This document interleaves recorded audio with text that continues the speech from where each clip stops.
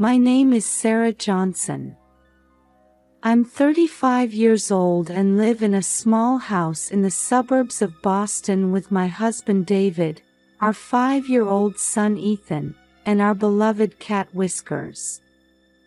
As I brewed my usual morning coffee in the sunlit kitchen, I thought about the busy day ahead. "Ethan, breakfast is ready." I called upstairs, and soon I heard little footsteps racing down. "Good morning, Mom. Has Dad already left?" Ethan hugged me with a big smile, but his voice sounded a bit sad. "Yes, he left early this morning for a business trip. But he'll be back by the weekend," I answered, gently stroking his blonde hair. David's work-related absences have become routine for our family. As we ate breakfast, I mentally organized my day's schedule.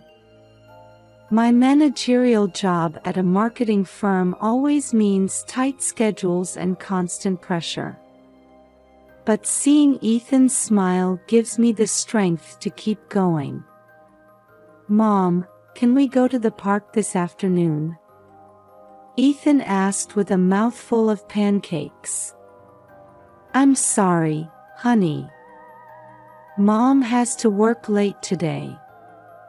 But let's go this weekend when Dad gets back, okay?"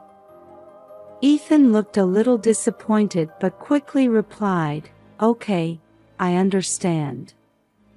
I'm looking forward to going with Dad." His understanding attitude always warms my heart. After dropping Ethan off at kindergarten, I thought about David on my drive to the office. His frequent business trips are a big challenge for our family. But it's also true that we're able to live comfortably thanks to his hard work. At the office, it was the usual marathon of meetings. The day flew by with planning new ad campaigns and client consultations. While eating lunch at my desk, Ethan's smiling face popped into my mind, giving me a moment of peace. Around 3 p.m., I was suddenly struck by severe abdominal pain.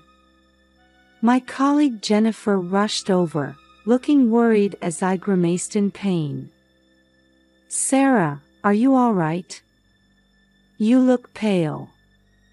"My stomach, it hurts." I could barely speak. At Jennifer's urging, I decided to go to the hospital. After an examination, I was diagnosed with acute appendicitis and told I needed immediate hospitalization and surgery. But who will take care of Ethan?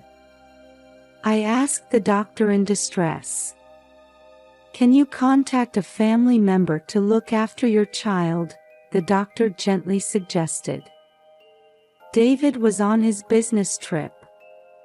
My parents live far away and couldn't come immediately. After some hesitation, I decided to call my mother-in-law, Martha. We've had a somewhat awkward relationship, but I had no choice but to rely on her now. "Martha. It's Sarah. I have an urgent request." I explained the situation and asked her to take care of Ethan. Martha hesitated for a moment before answering, "All right. I'll take care of Ethan." As I lay on the operating table, I couldn't stop worrying about Ethan. But I knew I had to prioritize my health now. "Ethan, I'm sorry. Mommy will get better and come home soon," I whispered in my heart as the anesthesia slowly took effect. After the surgery, I woke up in a hospital bed. The soft sunlight streaming into the room told me it was morning. The surgery was successful, but I still felt pain all over my body. A nurse came in and gently spoke to me. "Mrs. Johnson, you're awake. How are you feeling?" "Thank you, it hurts a bit, but I'm okay," I answered weakly. After the nurse left, I immediately reached for my smartphone. I was so worried about Ethan. Martha had only sent a brief "he's fine" message last night, which didn't tell me much about the situation. I opened the pet camera app one had installed a few months ago. It was originally meant to keep an eye on Whiskers, but now it would help me check on Ethan. The screen showed our living room. At first, everything seemed normal, but after a while, Martha entered the room. She seemed to be looking for something, walking around the room. Then, she found Whisker's food bag on the kitchen counter and picked it up. No way. I felt a sense of unease as I stared at the screen. Martha took the food bag and went to another room. She was out of the camera's view for a while, but soon returned with Ethan. "Come on, Ethan. It's breakfast time," I heard Martha's voice. "But Grandma, this is Whisker's food," Ethan said, looking confused. "Don't say that. This is your breakfast for today. Now, eat up." Martha placed a bowl in front of Ethan and started pouring the cat food into it. Ethan tried to get up from his chair with a frightened expression, but Martha firmly held his shoulder down. "Grandma, stop. I don't want to eat this," Ethan cried out. I was shocked by this scene. I couldn't understand what was driving Martha to such behavior. I couldn't help but shout out loud, "Martha! Stop this right now!" Martha looked surprised and glanced around the room. She didn't know about the pet camera. "Sarah, where are you?" Martha asked, confused. "It's the pet camera, Martha. I can see everything you're doing. How dare you try to make Ethan eat cat food? Have you lost your mind?" Martha was stunned for a moment, but her expression quickly turned to anger. "Oh, I see. You've been spying on me. I can't believe this. It's not spying.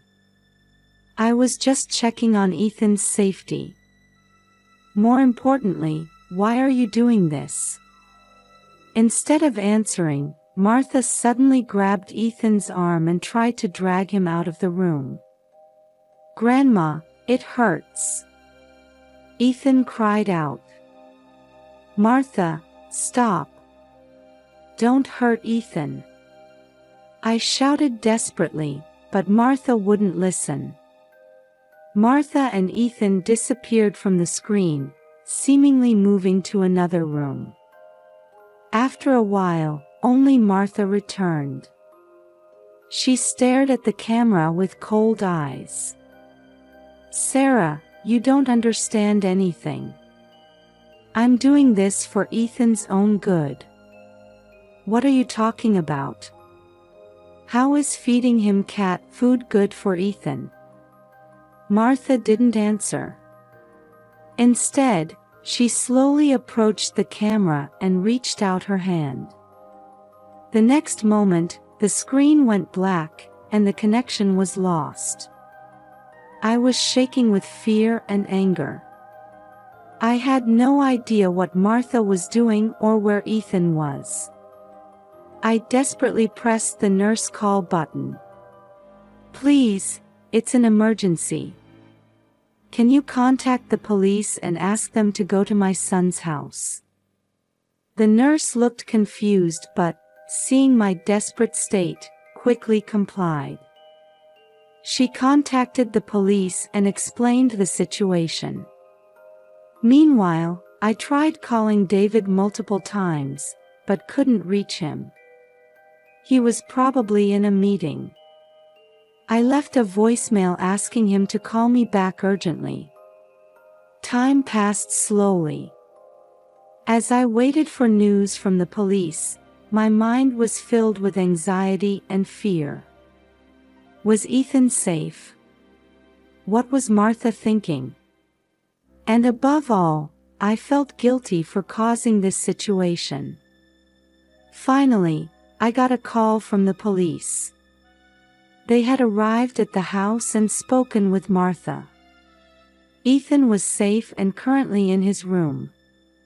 However, Martha was being uncooperative with the police, insisting that there was no problem. I felt a little relieved, but I still couldn't completely relax. I didn't understand the reason for Martha's abnormal behavior. And I felt a sense of urgency to resolve this situation as quickly as possible. 3 days later, the doctor gave me permission to be discharged. Normally, a week-long hospital stay would be necessary after such surgery, but they allowed early discharge at my insistence. My body hadn't fully recovered yet, but I was so worried about Ethan that I wanted to get home as soon as possible. "Mrs. Johnson, please don't overexert yourself," the nurse said with concern. "Thank you. I'll be fine," I smiled in response, but inside I was filled with anxiety. On the taxi ride home, I tried calling David several times, but still couldn't reach him. The police had reported daily that Ethan was safe, but I still couldn't feel at ease. When I arrived home, I saw Martha standing in front of the entrance. Her expression was hard, and she didn't smile when she saw me. "Welcome home, Sarah," Martha's voice sounded cold. "I'm back, Martha. Where's Ethan?" "He's playing in his room." I quickly entered the house and headed to Ethan's room. When I opened the door, I saw Ethan sitting on the floor playing with Legos. "Ethan! Mom!" Ethan jumped up and clung to me. I hugged him tightly, checking for any signs of harm. Fortunately, there were no visible injuries. "Are you okay? Did Grandma do anything to you?" I asked in a low voice. Ethan hesitated for a moment before answering. "Grandma was scary. She told me to eat cat food and locked me in my room." Anger welled up in my chest. I needed an explanation from Martha. "Ethan, Mommy's going to talk to Grandma. Stay here, okay?" When I returned to the living room, Martha was sitting on the sofa. I stood in front of her and asked with a serious expression, "Martha, can you explain yourself? Why did you do such terrible things to Ethan?" Martha averted her eyes for a moment but then looked straight back at me. "Sarah, you wouldn't understand. I did it for Ethan's own good." "How is feeding him cat food good for Ethan? That child is too spoiled. He needs to learn that life isn't always easy. I was just trying to teach him that." I was shocked by Martha's words. Her thinking was beyond common sense. "Besides," Martha continued, "the way you and David are raising him, Ethan will turn out badly." I thought I had to correct that. At that moment, we heard the front door open. Turning around, we saw David standing there. "Sarah, Why are you home? What about the hospital? David asked, surprised. David, where have you been? I've been trying to reach you so many times. David looked confused and started to say, I was busy with work. But he seemed to notice the tense atmosphere between us. Did something happen? I explained the situation to David. Martha's behavior, her treatment of Ethan, and how I even had to call the police. I could see David's expression changing gradually. Mom, is this true? David asked Martha. Yes, it's true. But it was all for Ethan's sake, Martha answered in a strong tone. I was watching David's reaction, but I felt something was off. Instead of surprise or anger, he seemed guilty. David, did you know about this? I asked fearfully. After a long silence, David slowly nodded. Sarah, I'm sorry. The truth is, I've been aware of Mom's behavior for a while now. Why didn't you stop her? My voice was trembling. Mom was dissatisfied with our parenting, and sometimes I agreed with her. David stumbled over his words. I stared at David in disbelief. To think that my husband had been silently allowing his mother's abnormal behavior. I felt betrayed. David, you're just as guilty. You put Ethan in danger. No, Sarah. But I wasn't willing to listen anymore. The problems in this family were deeper than I had imagined. Martha's distorted thinking, David's indecisiveness, and my own lack of awareness. All of these factors had combined to create this situation. I noticed Ethan peeking from the corner of the room. His eyes were filled with anxiety and fear. I took a deep breath, trying to regain my composure. Everyone, let's calm down and talk. For Ethan's sake, we adults need to find a solution. With those words, a long and difficult family meeting began. The three of us, me, David, and Martha, sat on the living room sofa, with an indescribable tension hanging in the air. Let's start by hearing from Martha, I quietly began. Why did you treat Ethan that way? Please tell us the real reason. Martha took a deep sigh and spoke with a distant look in her eyes. I once had 3 children of my own. David and I exchanged surprised looks. We had been told that David had no siblings. All 3 of them left home because of my overly strict discipline. David was the only one who stayed with me. Tears glistened in Martha's eyes. It was a vulnerable expression I had never seen before. I failed in raising my children. That's why I wanted Ethan to grow up strong and tough. But that doesn't justify trying to feed him cat food or locking him up, I said quietly but firmly. I know, but he seemed so spoiled to me. Martha's voice trembled. David spoke up. Mom, if you had concerns about our parenting, you should have communicated them differently. I don't want to hear that from you, David. Martha's voice suddenly turned cold. You knew and said nothing. I turned to David. Is that true? Why did you keep quiet? David covered his face with his hands, and after a moment of silence, he slowly began to speak. I sensed something was off about Mom's behavior.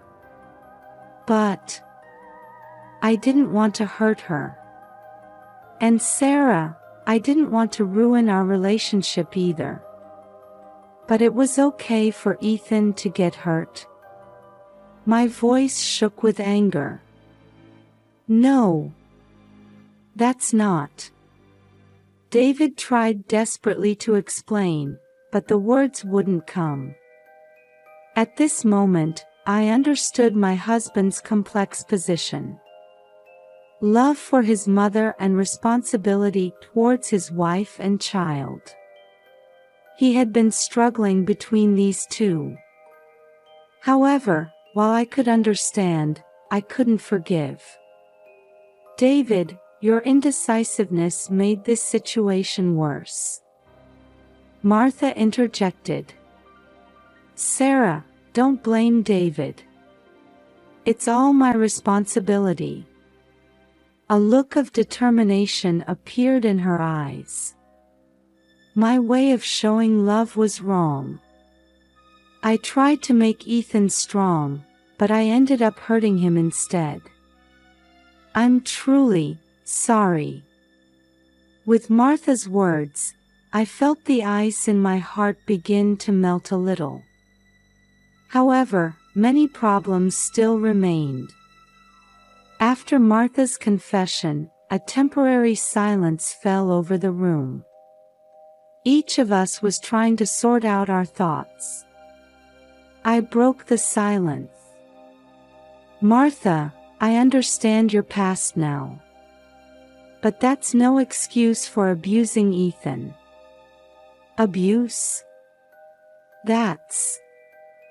Martha tried to retort, but I cut her off. Trying to feed him cat food and locking him up is clearly abuse. Whatever your intentions, you ended up hurting Ethan. David intervened. Sarah, please be a little more gentle. Gentle? David, you should have taken a firmer stance. My voice trembled with anger. The room's atmosphere became tense again. I was thinking about Ethan too, Martha argued. Modern parenting is too soft. He'll struggle when he enters society. That's for us to decide. You have no right to interfere. No right? I'm his grandmother. It's natural for me to worry about my grandson's future. The argument escalated, with our voices gradually getting louder. Both of you, calm down, David tried desperately to mediate, but our quarrel didn't stop. Sarah, you're spoiling Ethan too much. Martha, your discipline is outdated and harmful. As the emotional confrontation continued, suddenly a small voice was heard. Stop it. We turned around to see Ethan standing at the room's entrance. His eyes were filled with tears, and he was hugging himself tightly. Everyone, please don't fight. At that moment, we all felt ashamed of our behavior. The sight of the young child caught in the middle of adults' disputes was heartbreaking. Ethan slowly entered the room and walked straight to Martha. We held our breath, watching. Grandma, Ethan took Martha's hand in his small ones. I was scared of you, but I don't hate you. Tears welled up in Martha's eyes. But you know, I don't want to eat cat food. Human food tastes better. Ethan's innocent words changed the atmosphere in the room completely. Martha burst into tears and hugged Ethan. I'm sorry, Ethan. Grandma was wrong.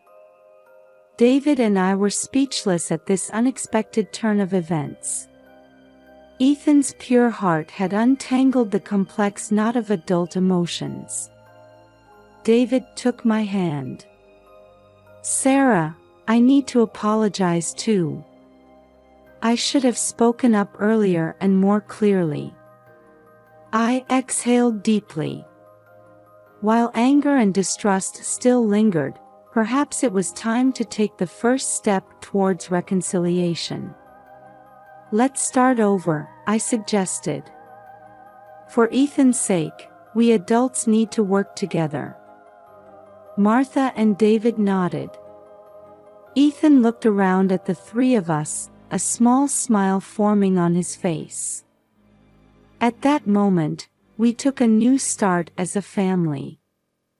There are still many problems to solve, but I believe Ethan's pure love will guide us in the right direction.